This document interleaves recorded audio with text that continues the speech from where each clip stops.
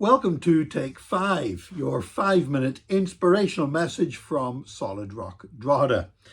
You've probably heard a bit on the news lately about AI, or artificial intelligence. It's been a huge development in the technology world, and now suddenly people are beginning to wake up to some of the consequences of it. AI has suddenly become accessible to pretty much everybody, and it's already changing our lives in different ways.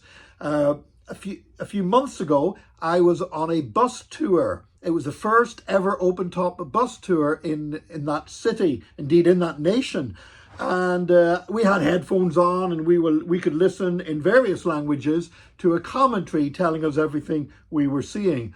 And when we stopped at one of the stops on this bus tour, I got talking with some of the people organizing it, and I discovered that the script that we had been listening to was a product of AI. They hadn't gone to an expert on history. It was produced by artificial intelligence. That same day, I was talking to somebody who has worked as a speechwriter for international politicians. Very well known. You would know the names of some of these politicians. And he was telling me that basically the speech writers are going to be no more because the politicians can just go to AI and get artificial intelligence to write their speeches for them. Now, another thing I saw is that AI is now taking over doing the narration for audiobooks. I'm quite a fan of audiobooks. You know, when I'm on long car journeys, I like to be able to stick on an audiobook and listen to a book. When I don't have the time to sit and physically read it, I can listen to it while I'm driving the car.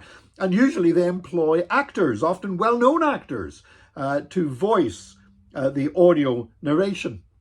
However, now AI has developed audio narration, which is machine speaking, but it doesn't sound like that artificial voice of a speaking clock or a GPS. It's got emotions attached to it. It sounds just like a human voice, but it's not. It's artificial intelligence.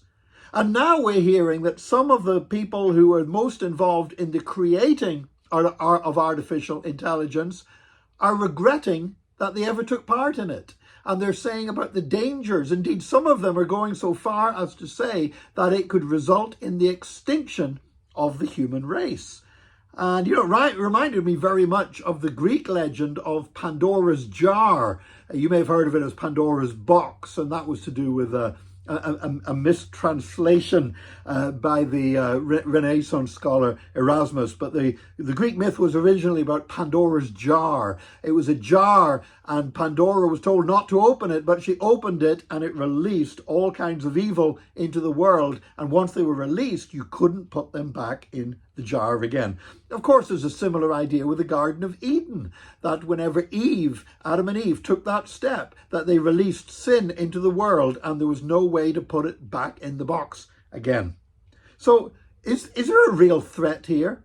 Does this new development of artificial intelligence really have the capacity to cause the extinction of the human race? I don't know.